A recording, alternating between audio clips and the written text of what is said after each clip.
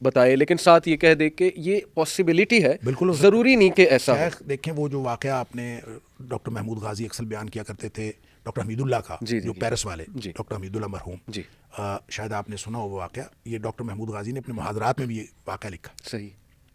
وہ کہتے ہیں ڈاکٹر حمید اللہ چونکہ فرانس میں تھے، اور وہ کہتے ہیں میں فرانس میں جتنا عرصہ رہا اوسطاً 2 لوگ روزانہ مسلمان ہوتے رہے، اور وہ کہتے ہیں کہ جو بھی میرے پاس مسلمان ہونے آتا تھا میں لکھ لیتا تھا، اس سے پوچھتا تھا تم مسلمان کیوں ہوئے، تو 7 وجہ لکھ لیتا تھا کہ یہ مسلمان کیوں ہوئے. وہ یہ واقعہ بتاتے ہیں کہ ایک فرانس کا جو بہت معروف میوزیشین تھا، بہت بڑا موسیقار تھا، اس کا نام تھا یاک ییلبر. تو وہ آیا میرے پاس اور کہتا ہے میں نے مسلمان ہونا ہے. اچھا. تو کہتے ہیں میں نے اس سے پوچھا کہ تم نے مسلمان کیوں ہونا ہے، تو اس نے کہا کہ میں اپنے کسی مسلمان دوست کے ساتھ مسلمانوں کی کسی فنکشن میں گیا. میں چونکہ بہت بڑا موسیقار ہوں اور مجھے موسیقی کی ساری دھنوں کا پتہ ہے. تو کہتا ہے کہ میں کسی مسلمان دوست کے ساتھ جا رہا تھا، تو ابھی ہم حال میں پہنچے نہیں تھے، تو پہلے ہی مجھے کوئی آواز آئی، تو بڑی شاندار موسیقی تھی. تو میں نے اپنے دوست سے پوچھا یہ کون سی موسیقی ہے؟ اس نے کہا یہ موسیقی نہیں ہے، تو قرآن کی تلاوت ہو رہی ہے. کہتا ہم اندر گئے تو وہ تو جناب وہ کہتا ہے میں تو حیران رہ گیا کہ کیا شاندار موسیقی تھی. تو اس لیے میں نے اس سے متاثر ہو کے میں نے اسلام قبول کر لیا. کیا بات. اب وہ ڈاکٹر حمید اللہ کہتے ہیں مجھے سمجھ نہیں آئی کہ کیا کہہ رہا ہے. قرآن موسیقی تھوڑی ہے، اور قرآن کی کوئی دھنیں تھوڑی ہیں، اور قرآن کا کیا تعلق موسیقی کے ساتھ. لیکن وہ کہتے ہیں میں اس کی بات سن کے مجھے کک سمجھ نہیں آئی کہ کیا کہہ رہا ہے، لیکن بہرحال وہ کہتے ہیں میں نے وجہ لکھ لی کہ یہ اس وجہ سے مسلمان ہوں. بالکل ٹھیک. پھر وہ کہتے ہیں کہ میں نے خیر اس کا کوئی استاد مقرر کر دیا کہ اس کے ساتھ پڑھے. تو کچھ عرصے بعد کہتا ہے کہ اس کے استاد کا فون آیا، نہیں پہلے اس کا فون آیا موسیقار کا، یاک ییلبر کا. اس کا فون آیا کہ یہ تمہارا جو تم نے مجھے جو استاد دیا ہے نا، یہ مجھ سے کوئی چیز چھپا رہا ہے، مجھے ٹھیک نہیں بتا رہا. تو وہ کہتے ہیں میں حیران ہوا کیا. اس سے پوچھا، وہ کہتا ہے جی یہ نا میں نے اس کو پڑھایا ہے، یہ اذا جاء نصر اللہ والفتح ورأیت الناس يدخلون فی دین اللہ افواجا فسبح بحمد ربک. میں نے اس کو پڑھا ہے. تو یہ کہتا ہے کہ یہ جو افواجا ہے اور فسبح ہے، اس کے درمیان میں کوئی لفظ ہے، وہ بتاؤ کیا ہے. اچھا. تو وہ استاد کہتا ہے میں اس کا کیا کروں. یہ کہتا ہے اس میں لفظ ہے. میں کہتا ہوں لفظ کوئی نہیں ہے. اور یہ جھگڑا تھا، دونوں آ گئے میرے پاس. اور ڈاکٹر حمید اللہ کہتے ہیں میں حیران بھائی میں اس کا کیا کروں.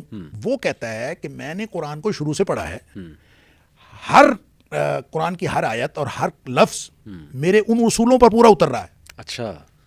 جو بھی اس کے کوئی اصول تھے، پتہ نہیں کیا تھے. یہاں آ کے وہ کہتا ہے کوئی لفظ مسنگ ہے. صحیح.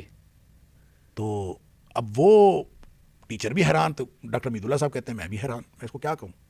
تو کہتے ہیں بیٹھے بیٹھے نا مجھے خیال آیا کہ بچپن میں مجھے قاری صاحب نے انڈیا میں جو قرآن پڑھایا تھا نا، انہوں نے مجھے سختی سے روکا تھا کہ افواجا پہ رکنا نہیں ہے. اچھا. افواجن فسبح پڑھنا. اللہ اکبر. کہتا مجھے بچپن کی وہ بات یاد آئی، اور یہ بھی یاد آیا کہ ایک دفعہ میں رک گیا تھا تو قاری صاحب نے مجھے تھپڑ بھی لگایا تھا. صحیح. کہ تم رکے کیوں. صحیح. تو ڈاکٹر حمید اللہ کہتے ہیں میں نے اس کو کہا کہ یہ نا یہاں پہ مسنگ کوئی نہیں ہے، اس کو بس یوں پڑھنا ہے افواجن فسبح بحمد ربک. صحیح صحیح. تو کہتے ہیں میں نے یہ کہا تو وہ اٹھ کے ناچنے لگا. اللہ. اس کے ناچنے لگا. اب ٹھیک ہے یہ اب ٹھیک. صحیح صحیح. بہرحال ڈاکٹر حمید اللہ نے یہ لکھا ہے کہ وہ آدمی ایک انتہائی مخلص اور بہترین مسلمان کے طور پر زندہ رہا. 1975 میں اس کی وفات ہو گئی. صحیح. لیکن ہمیں پتہ نہیں چل سکا کہ اس کے پاس کون سا علم تھا اور وہ کس علم سے قرآن کو پرکھتا رہا. صحیح صحیح صحیح. لہٰذا یہ تو معاملہ مے بی اور مے ناٹ بی والا ہے. اور یہ اس کا تعلق پرسنل ایک وہ اس سے ہے، اس کو آپ کوئی اصول نہیں بنا سکتے، حتمی طور پہ نہیں کہہ سکتے. ایک دفعہ ایک آدمی مجھے ملا، کہتا ہے والسماء ذات الرجع والارض ذات الصدع. جی. اس سے میں نے کوئی تحقیق کی ہے، میں نے دنیا کے فنومیناز نکالے ہیں، یہ کیا ہے، بارش، یہ وہ، زمین آسمان. اچھا میں نے اس سے 2-3 سوال کیے تو وہ تھوڑا سا رک گیا. کہتا نہیں جو سوال تم کر رہے اس سے تو تم میری ساری فلسفی کا پتہ چل جائے گا. رک گیا. میں نے کہا نا بتاؤ. ہمیں وہ فلسفی جو ہدایت کے لیے ضروری ہے وہ نبی کریم صلی اللہ علیہ وسلم نے بتا دی ہے. رہ گئی اس کے علاوہ کوئی فلسفیز، وہ آپ کی اپنی، وہ 19 والا انسان لوگوں نے بہت سارا بنایا ہوا ہے، وہ تو غلط بھی، اور بہت ساری چیزیں اس طرح کی چیزیں بنائی ہوئی ہیں. تو میرا خیال یہ ہے کہ اس طرح کی باتوں کو ہم کبھی بھی قرآن کی ہدایت کے ساتھ منسلک نہیں کر سکتے. بالکل ٹھیک. اور ایک دوسرا یہ کہ یہ نا اگر تو اپولوجیٹک اپروچ ہے نا آپ کی کہ آپ سائنس کو سپیریئر سمجھتے ہوئے قرآن کو پرکھ رہے ہیں، تو یہ تو بہت ہی غلط اپروچ. اور بہت سے لوگوں کی یہ ہے جو اپولوجسٹ جنہیں ہم کہتے ہیں، جو نا بس اس چیز سے متاثر ہو کے قرآن کو بھی اسی پیمانے پہ پرکھنا چاہتے ہیں. لیکن اگر ایک شخص جو ہے وہ قرآن کو ہی سپیریئر سمجھتا ہے، لیکن کچھ ڈسکشن کے لیے اگین جیسے میں نے کہا وہ یہ بات کرتا ہے، تو ساتھ کلیئر ضرور کرے کہ یہ میرا ایک فہم ہے لیکن یہ غلط بھی. اس کو آپ سپیریئر یا انفیریئر کی بات ہی نہ کریں. جی. ایمان رکھنے کی چیز صرف قرآن ہے سبحان اللہ، اور نبی کریم صلی اللہ علیہ وسلم کی ذات اقدس. بالکل صحیح، بالکل صحیح. باقی دنیا کا کوئی علم ایمان رکھنے کی چیز. زبردست، بات ختم ہو گئی. بات ختم ہو گئی. وہ اس پر ایمان رکھیں. بالکل ٹھیک. باقی چیزیں ہو بھی سکتی ہیں، نہیں بھی ہو سکتی. وہ علوم و فنون ہیں، اس کے اندر آپ تحقیقات بھی کریں، آگے سے آگے جائیں. جو اس ایمان کے مطابق ہو اس کو مان لیں، جو اس کے خلاف ہو اس کو چھوڑ دیں. اور جو کہیں اس کو نہ ذکر ہو اس کا تو اس کے بارے میں آپ اپنا کوئی بھی نقطہ نظر رکھ سکتے ہیں. زبردست زبردست. بہت بات کلیئر ہو گئی شیخ، جزاک اللہ. بس آخری ایک سوال پوچھنا چاہوں گا. بہت سے لوگ یہ سوال کرتے ہیں کہ قرآن کو کہاں سے پڑھنا شروع کریں؟ کیا مکی سورہ 30ویں پارے سے ہم ٹرانسلیشن پڑھنا شروع کر دیں یا سورہ فاتحہ سے ہی شروع کریں؟ اور آپ کے نزدیک میں پرسنل آپ سے پوچھنا چاہوں گا، بیسٹ ٹرانسلیشنز بھی کچھ بتا دیں، کچھ مختصر اگر کوئی تفسیر پڑھنا چاہے اس پہ بھی گائیڈ کر دیں. دیکھیں جی، سب سے پہلی بات تو یہ ہے کہ قرآن کو کہاں سے شروع کرنا چاہیے. دیکھیں پہلی جو وحی تھی نزولی اعتبار سے وہ چلے گئی 30ویں پارے میں. صحیح. تو اس کا مطلب ہے نزولی ترتیب اس وقت کی حکمتوں کے مطابق تھی. صحیح ہو گیا. توقیفی ترتیب یہ نبی کریم صلی اللہ علیہ وسلم نے اللہ کے حکم سے لگائی ہے. بالکل ٹھیک. ٹھیک ہے، یہ کسی انسان کی دی ہوئی ترتیب نہیں ہے. یہ لوہے محفوظ والی ترتیب توقیفی نبی کریم اس کو توقیفی اس لیے کہتے ہیں کہ نبی کریم صلی اللہ علیہ وسلم کی روایت پر موقوف ہے.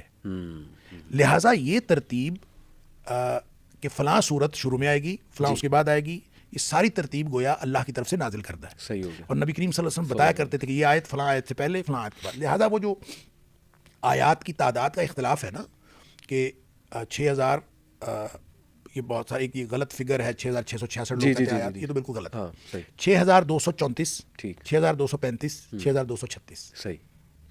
یہ 3 فگرز ہیں. ٹھیک ہے. یہ جو 34 35 اور 36 کا اختلاف ہے یہ بھی روایت پر موقوف ہے. اچھا. یعنی بعض آیات کے بارے میں یہ روایات ہیں کہ نبی کریم صلی اللہ علیہ وسلم اس کو ملا کے پڑھا. بالکل ٹھیک. کبھی ایک روایت ہے کہ اس کو توڑ کے پڑھا. صحیح. لہٰذا وہ 2 آیتیں ہو گئیں. صحیح.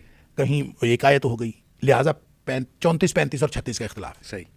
اس کا مطلب یہ ہوا کہ یہ جو ترتیب نبی کریم صلی اللہ علیہ وسلم نے لگوائی ہے اس کا آخر کوئی مقصد ہے. ہمیں جو قرآن دیا ہے اس ترتیب سے دیا ہے. صحیح. تو اس کا کوئی مقصد ہے نا. صحیح. سورۃ البقرہ، سورہ آل عمران، سورہ نساء، سورہ مائدہ ساری کی ساری مدنی صورتیں ہیں. صحیح. ٹھیک ہے جی. لہٰذا بعض علماء کا خیال بھی ہے کہ پہلے مکی صورتیں پڑھنی چاہیے، 30ویں پارے سے شروع کرنا چاہیے. حفظ والے خیر اساتذہ جو شروع کرواتے ہیں بیک سے، اس کا تو میرا خیال ہے ایک لاجک بنتی ہے کہ چھوٹی صورتیں پہلے بچوں کو آسانی سے یاد ہو جائیں، انکریج کرنے کے لیے. وہ تو خیر بات سمجھ میں آتی. لیکن ترجمہ پڑھنے کے لیے بیک سے شروع کریں. میرے خیال میں تو آپ 30ویں پارے کے الفاظ جو ہیں مکی صورتوں کو زیادہ مشکل ہیں، اور آپ جب مکی صورتوں سے شروع کرتے ہیں تو زیادہ مشکل الفاظ سے آپ کو شروع کرنا پڑتا ہے. مدنی صورتوں کے الفاظ کمپیریٹیولی آسان ہیں. صحیح. اور زیادہ قابل فہم ہے. لہٰذا میرا خیال یہ ہے کہ قرآنی ترتیب جو توقیفی ہے اسی پر اعتماد کرنا چاہیے. زبردست. اور اس ترتیب میں بہرحال حکمت ہے اور اسی ترتیب سے ہی پڑھنا چاہیے. بالکل. اور میں تو سمجھتا ہوں کہ یہ ایمان رکھنا چاہیے اس بات پر کہ جس ترتیب سے قرآن ہمیں ملا ہے اسی میں خیر ہے. بالکل. لہٰذا اپنی ترتیب بنانے کی کوشش نہ کریں. صحیح. اور نہ ہی ترتیب نزولی پہ جانے کی کوشش کریں، بلکہ ترتیب توقیفی جس ترتیب سے ہمیں قرآن ملا ہے اسی سے شروع کریں. انشاءاللہ اسی میں برکتیں ہیں اور اسی میں خیر ہے. زبردست. رہ گئی بات وہ کہ اگرچہ اب بھی بہت سارے ترجمے، اب یہ لیٹسٹ جو قرآن پاک کا ترجمہ مختلف یہ کالجز میں اسکولوں میں شروع ہوا ہے، اس میں بھی اب جو نصاب امپلیمنٹ کیا گیا ہے مجھے پتہ چلا ہے کہ اس میں بھی پچھلی صورتوں کو پہلے اور شروع والی صورتوں کو بعد میں. تو میں تو اس پہ بلیو نہیں کرتا. میرا تو ایمان یہ ہے کہ قرآن کی اسی ترتیب میں خیر ہے جس ترتیب کو آپ نے، تو اسی ترتیب کو آپ کرنا چاہیے. ٹھیک ہے. واللہ اعلم بالصواب. دوسری بات جو آپ نے کہا کہ ٹرانسلیشنز، لیکن ٹرانسلیشنز جو ہیں لفظی بھی ہوتے ہیں، با محاورہ بھی ہوتے ہیں. صحیح. اس میں کسی ایک ٹرانسلیشن کو آپ دوسروں پر ترجیح نہیں دے سکتے. یہ ہر شخص کا اپنا ایک انداز بیان ہے، اور اس میں ایک بہرحال خیال رکھنا چاہیے کہ ترجمہ وہ سب سے اچھا ہے جو الفاظ سے قریب تر ہے. عربی الفاظ سے قریب تر ہے. اصل مسئلہ یہ ہے کہ ترجمے کو کبھی بھی آپ قرآن نہ سمجھیں. بالکل ٹھیک. اور شاہ ولی اللہ نے ایک بات لکھی بڑی خوبصورت. وہ کہتے ہیں کہ اگر کوئی شخص قرآن کے متن سے قرآن کو سمجھ سکتا ہے نا، وہ کبھی ترجمہ نہ پڑھے. صحیح. اور جس کو قرآن کے متن سے سمجھ نہیں آتی وہ ضرورت کی وجہ سے ترجمے کی طرف جائے، اور جو ترجمہ ضرورت پوری کر دے پھر وہ واپس متن کی طرف آ جائے. اور اگر ترجمے سے سمجھ نہیں آئی تو کسی مختصر تفسیر کی طرف چلا جائے. یہ تھوڑا سا متن ایکسپلین کر دیں ہماری آڈینس. متن سے مراد قرآن کا کے الفاظ. قرآن کے الفاظ. قرآن کے الفاظ کے اگر وہ قریب رہے گا، جتنا قریب رہے گا اتنا وہ قرآن سے فیوز و برکات حاصل کرے، جتنا دور ہوتا جائے گا اتنا وہ قرآن کے فیوز و برکات سے دور ہوتا جائے گا. اب ظاہر ترجمہ پڑھتا ہے، پھر مختصر تفسیر ہے، پھر لمبی لمبی تفسیریں. اچھا بڑی بڑی تفسیریں پڑھے، قرآن کے متن سے دور ہو جائے تو اس کو وہ فیوز و برکات حاصل نہیں ہو سکتی. لہٰذا یہ ہم نے ترجمہ بھی پڑھنا ہے، ہم نے مختصر تفسیریں پڑھنی ہے، بڑی تفسیریں پڑھنی. کیوں؟ صرف اپنی ضرورت کے، ہم اجمی ہیں، ہمیں سمجھ نہیں آتی تو ہم نے ضرورت کے تحت اس سے دور جانا ہے. جو ہی سمجھ آ گئی تو واپس متن پہ آنا ہے. اگر یہ رہیں گے، یہ رکھیں گے تو پھر ٹھیک ہے. باقی جو جہاں تک بات ہے ترجموں کی، تو ترجمے دیکھیں معانی القرآن دارالسلام سے چھپا ہے، لفظی ترجمہ بھی ہے، اس میں باب محاورہ بھی ہے، وہ بڑا اچھا ترجمہ ہے. اسی طرح سے ڈاکٹر فرحت ہاشمی کا ترجمہ ہے، حافظ نظر احمد کا ترجمہ ہے. اس کے علاوہ بھی دیکھیں ہمارے باب محاورہ ترجموں میں بہت جو ایک معروف ترجمہ ہوا وہ فتح محمد جالندری کا، یہ جو سارے مکاتب فکر کے ہاں بڑا معروف رہا، اگرچہ اس کے اندر بھی بہت سارے لوگوں کو اعتراضات ہیں. دیکھیں ترجمے کے اعتراضات کبھی ختم نہیں ہو سکتے، ہر ترجمے میں آپ کو اعتراضات نکل آئیں گے. اس کی وجہ یہ ہے کہ ہر زبان کا اپنا ایک تقاضا ہوتا ہے. بالکل. اور جو عربی زبان کا تقاضا ہے اس کو آپ اردو زبان میں صحیح معنوں میں بیان کر ہی نہیں سکتے.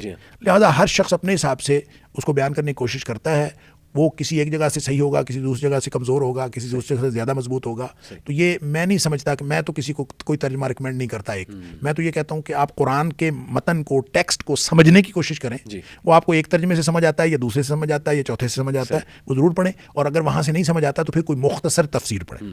مختصر تفسیر سے اگر سمجھ آ جاتا ہے تو پھر واپس آ جائیں ٹیکسٹ پہ، نہیں تو پھر آپ لمبی تفسیر پڑھ لیں، پھر واپس آ جائیں. جتنا زیادہ آپ قرآن کے ٹیکسٹ کے قریب رہیں گے تو بہتر یہ ہے کہ عربی سیکھیں، عربی سیکھ کے خود اس کو سوچ سمجھ کے پڑھنا شروع کریں.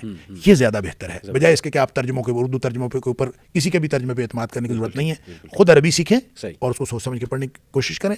انشاءاللہ اس میں زیادہ خیر و برکت. انشاءاللہ. جزاک اللہ خیر شیخ، بہت مزہ آیا. یقین کریں امید ہے کہ بہت سے کنسیپٹس لوگوں کے کلیئر بھی ہوں گے، اور بہت سی چیزیں کافی عرصے سے ڈسکشن چل رہی تھی تو آپ نے بڑے اچھے سے کلیریفائی کیا کمپریہنسولی. اللہ تعالیٰ آپ کے علم میں، عمل میں برکت ڈالے. انشاءاللہ تعالیٰ آپ کو دعوت بھی دیتا رہوں گا. تو بہت بہت شکریہ شیخ. بارک اللہ فیک. السلام علیکم ورحمۃ اللہ وبرکاتہ. وعلیکم السلام.